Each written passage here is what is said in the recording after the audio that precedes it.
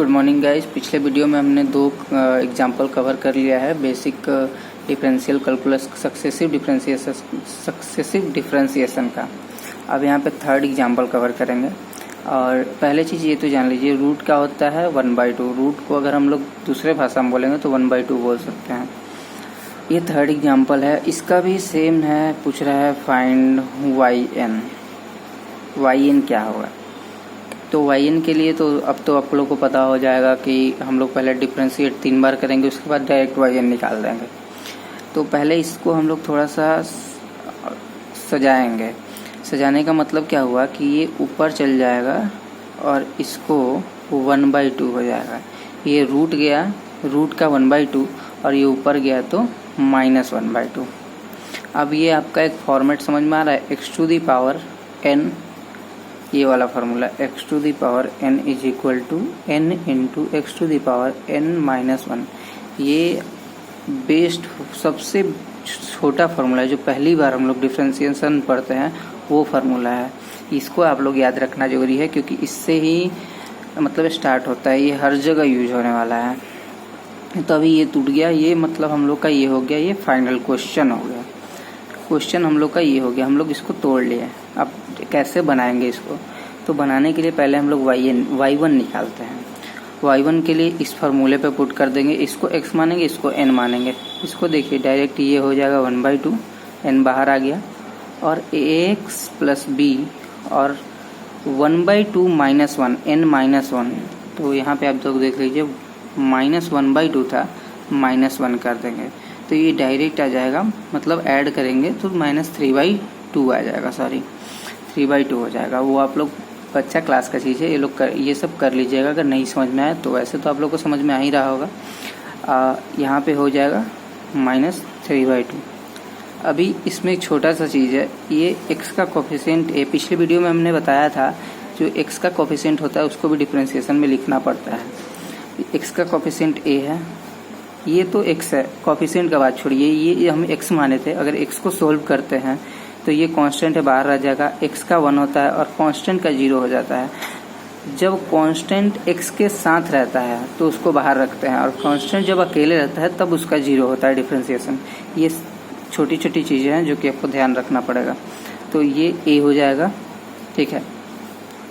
इसका हम लोग x का डिफरेंशिएट कर दिए। तो अब इसके आगे हम लोग फिर y2 ऐसे ही निकालेंगे, जैसे y1 निकाले वैसे ही y2 निकाल लेंगे। y2 निकालने के लिए -1/2 है, ये रह जाएगा, इंटू -3/2, ये बाहर वापस आ जाएगा, n बन गया अब ये। उसके बाद फिर ax प्लस b और वैसे ही -3/2 -1 करेंगे तो -5/2 आ जाएगा, n -1।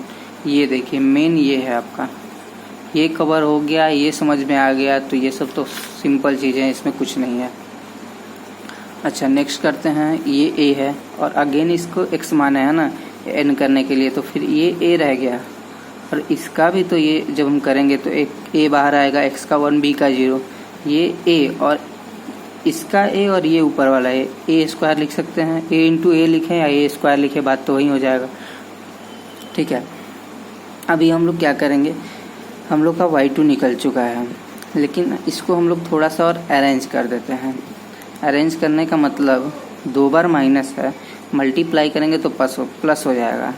तो क्या हम लोग इसको ऐसे नहीं लिख सकते, किसी भी माइनस का स्क्वायर कर देंगे तो वो प्लस हो जाएगा। जैसे देख लें कि हम लोग -5 का स्क्वायर करते हैं, ये तो सबसे छोटी चीज़ें हो गई, -5 इंटू -5, ये माइनस माइनस पॉजिटिव, 5 5 जा 25, ये समझ में आ गया। वैसे ही 1 है, ये तो सब छोटी छोटी चीज़ें हैं, ये तो आप लोग को पता ही होगा, इसमें समझाने वाली कुछ है नहीं। अब क्या है, ये -3/2 है तो ये 1/2 है, तो आपको 1/2 लिख ही लेना है। ये माइनस ख़त्म हुआ है, 1/2 थोड़ी ख़त्म हुआ है, और 3/2 ये हो गया। दोनों मल्टीप्लाई में है तो वो रहेगा ही। और फिर इसको अरेंज कर रहे हैं हम लोग, डिफ्रेंशिएट नहीं कर रहे हैं, तो ये सेम एज इट इज़ उतर जाएगा, और a²। अभी हम लोग का y2 कंप्लीट हो गया। अब और हम एक स्टेप और जाएंगे। ऐसे तो yn निकालने के लिए हम लोग कितना भी टाइम एन टाइम तक जा सकते हैं, जैसे 99, 100 तो फिक्स नहीं है ना कितना टाइम जाना है। तो ऐसे ही हम लोग 3 बार निकाल लेते हैं, एक फॉर्मेट पता चल जाता है, उसके बाद हम लोग एन पे पुट करते हैं। ऐसे अगर देखा जाए तो आप 2 बार में भी एक फॉर्मेट पता लगा सकते हैं, छोटा छोटा क्वेश्चन के लिए। बड़ा बड़ा में शायद दिक्कत हो, लेकिन छोटा छोटा तो समझ में आ जाएगा। लेकिन अभी पहले स्टार्ट कर रहे हैं ना, तो 3 तक कर ही लेते हैं। तो ये -1 का स्क्वायर रह ही जाएगा, ये 1/2 रह जाएगा, कांस्टेंट है बाहर रह जाएगा। ये x है, इसके साथ ये पूरा को x माने हैं और ये कांस्टेंट है, इसलिए सब रह गया। अभी ये x⁴n को ये हो गया, इसको n माने, इसको x माने हैं, ठीक है। ये बार बार बोल रहे हैं, इस फार्मूले को आप ध्यान दीजिए, इस फार्मूले को यहाँ पे ध्यान दीजिए। ये x है और ये n है, तो n आ जाएगा बाहर, जैसे कि ये फार्मूला में है, n आ गया बाहर, तो n आ गया -5/2 और ax + p और -5/2 था, -5/2 में -1 करेंगे तो -7/2 आएगा। और x है, x को फिर से करते हैं, इसको एक देख लीजिए, इसको भी सॉल्व कर देते हैं। कुछ लोगों को नहीं समझ में आया होगा, जिसको आया होगा वो आगे बढ़ जाए। ax + b का डिफ्रेंशिएट करेंगे तो ये a कांस्टेंट है, बाहर रह जाएगा, x का 1 और ये जो कांस्टेंट है x के साथ इसका 0, तो a आया। इसी तरीके से हम लोग इसको यहाँ तक लाए हैं। तो फिर इसका किए ना, तो a आया और ये 2a था, ये 3 हो सकता है, ठीक है। अभी क्या करना है कि ये हम लोग को एक फॉर्मेट पता चल जा रहा है, 1, 3, 5, दो का डिफरेंस है। तो आप लोग पढ़े होंगे, इसको थोड़ा सा सजा देते हैं पहले। ये एक और माइनस चल गया, 3 हो गया, 1/2 इंटू एक और काम करते हैं ना, 1 × 3 × 5 और टोटल के पावर में 2 कर देते हैं। सेम चीज़ है, अगर देखा जाए मल्टीप्लाई हो तो वहीं आ जाएगा। ये हम लोग मल्टीप्लाई इसलिए नहीं कर रहे हैं क्योंकि हम लोग को yn निकालना है, तो n के लिए एक फॉर्मेट पता होना चाहिए। तो मल्टीप्लाई कर देंगे तो फॉर्मेट तो पता नहीं चल पाएगा। और ये हो जाएगा ax + b -7/2 × a³। अच्छा, आप लोग ने शायद 8th या 9th में पढ़ा होगा AP का एक छोटा सा यहाँ पे यूज है। AP में हम लोग को बताया गया था nth टर्म निकालने के लिए, वही चीज़ है। nth टर्म निकालने के लिए इसका एक फार्मूला भी बताया गया था, a + n - 1 × d। ठीक, यहाँ पे हम लोग को पता नहीं चल रहा ना, 1 आया, 3 आया, 5 आया, फिर क्या होगा पता नहीं चल रहा। ऐसे तो पता चल रहा है 7 टाइम तक, लेकिन हम लोग को nth निकालना है। जैसे 1, 2, 3, 4 रहता तो पता चल जाता कि हाँ लगातार चले जा रहा है। यहाँ पे डिफरेंस हो सकता है, आगे जाके 5 के बाद 7 ना हो के 9 हो जाए, हो सकता है ना।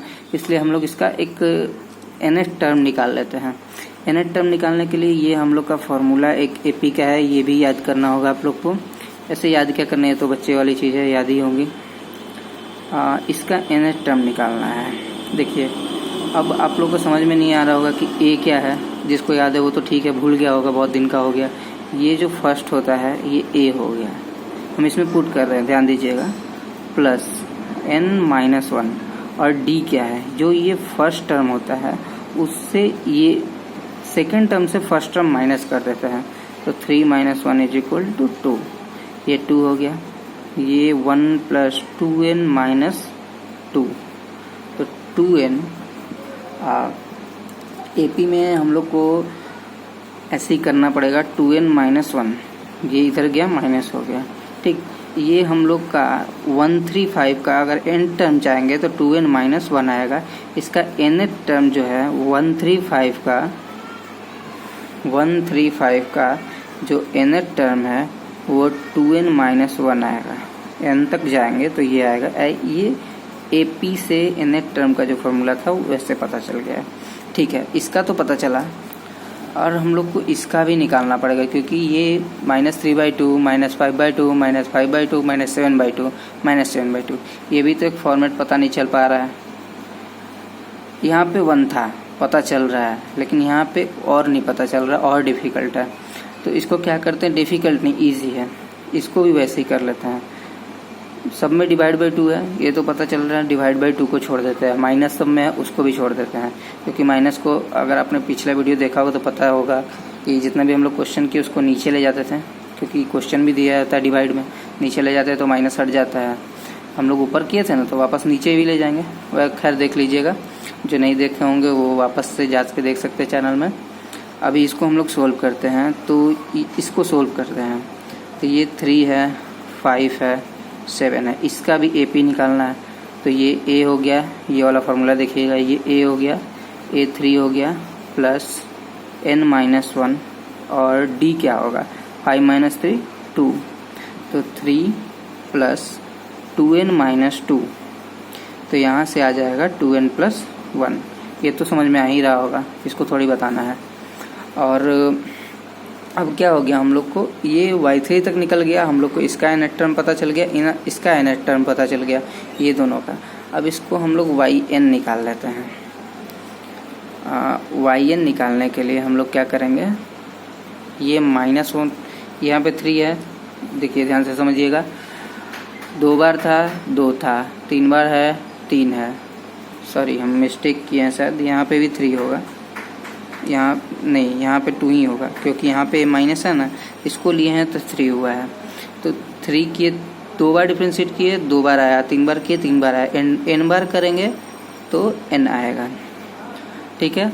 उसके बाद इसका जो है ये वाला, इसका nth टर्म को पता चल गया है, कितना है 2n-1 है। तो इसको डायरेक्ट 2n-1 नहीं लिखेंगे, इसको ऐसे लिखेंगे 1 3 5 ... 2n-1 ऐसे कर देंगे। और आप चाहें तो ब्रैकेट में रख सकते हैं, खैर ऐसे ही अच्छा है, ठीक है, कोई दिक्कत नहीं है। और ये लास्ट टर्म AQ है, इसको भी समझना है। 2 बार किए 2 बार A आया, 3 बार किए 3 बार A आया, 4 बार करेंगे 4 बार A आएगा, n बार करेंगे तो n बार A आएगा। उसके बाद यहाँ पे क्या था, 2 बार किए 2 बार 2 था, 3 बार किए 3 बार 2 हुआ है, तो n बार करेंगे तो n बार 2 हो जाएगा, 2n। अगर आप लोग को और करना है तो आप लोग करके देख सकते हैं, y4 निकाल सकते हैं, y5 निकाल सकते हैं, आप लोग हाईएस्ट टर्म तक निकाले, और जहाँ पे आप लोग को प्रॉब्लम होगा आप समझने के लिए निकाल सकते हैं, जहाँ पर प्रॉब्लम होगा आप कमेंट कर दीजिए, हम उसको निकाल के भी बता देंगे। और हम लोग का ये टर्म छूटा है ना, बाकी सब तो कवर हो गया, ये टर्म छोटा है। तो ये टर्म को क्या है ना, ऊपर में हम इसको ये सब माइनस साइन हटाने के लिए हम इसको नीचे में ला देते हैं, तो ax + b आ गया नीचे में। यहाँ देखिए इसके साथ तो माइनस नहीं था, ऊपर ले गए हैं, ये इन्वर्स के कारण माइनस हुआ है, 1/2 तो रूट के कारण हुआ है, ऊपर ले गए हैं तो माइनस हुआ है, तो ये इसको नीचे लाएंगे तो माइनस का काम ख़त्म। और 3 5 7 हम लोग को ले लिए थे इसका, और बाई में 2 तो था, पहले वो छोड़िए, पहले ये समझिए कि 3 5 7 को जब हम लिए हैं, इसका ये 3/2 5/2 7/2 को 3 5 7 अगर हम लिए हैं तो ये मेरा nth टर्म आया है। तो इसको nth टर्म लिख देंगे पहले 2n, सॉरी ज़्यादा छोटा लिखा गया, 2n + 1, और माइनस आया तो नीचे हो गया प्लस में, और सब में डिवाइड बाई 2 था, इसमें भी डिवाइड बाई 2, ये हो गया आपका एक्चुअल आंसर। और भी सारी क्वेश्चन करेंगे हम लोग बारी बारी से, लेकिन आप लोग को अभी तक का जितना भी फार्मूला हमने बताया था फिर से शो कर देते हैं, वो फार्मूला याद रखिएगा। ये आज हमने ये AP का फार्मूला पढ़ा, ये तो मेन फार्मूला है, इसको भूलना ही नहीं है। और उस दिन जिसने फर्स्ट वीडियो में भी है फार्मूला, अगर आपने नहीं देखा है तो वहाँ से भी देख सकते हैं, वैसे आज भी हम फार्मूला दिखाते रहे हैं। हाँ, ये सब हमने अच्छे से लिख चुका है, इसको ध्यान से आप लोग पढ़ लीजिएगा तो और भी समझ में आएगा। सब बेसिक चीज़ें हैं, ये सब ये छोटा छोटा बेसिक चीज़ है, ये सब ये समझिएगा। ये इसको तो आप समझ लीजिएगा कि इन ट्रिग्नोमेट्री फंक्शन को कभी भी ऊपर इन्वर्स में नहीं लिखते हैं, इसका एक फार्मूला होता है। ये सब फार्मूला हो गया। आप फर्स्ट वीडियो देखेंगे तो ये फार्मूला के बाद हमने चेन रूल एक बता दिया था, अच्छे से समझाया था, फर्स्ट वीडियो आपको देख लेना चाहिए। और हाँ, ये जो फार्मूला है ये फार्मूला आगे जाके बहुत यूज होने वाला है, अभी बेसिक में ही यूज होने वाला है, और इससे ही हार्ड क्वेश्चन भी बनने वाला है। और ये तो खैर 11th का है, ये तो याद ही होगा, फिर भी भूल गए होंगे तो सब याद कर लीजिएगा। ठीक है, नेक्स्ट वीडियो में और सारा क्वेश्चन देखते हैं। Thank you.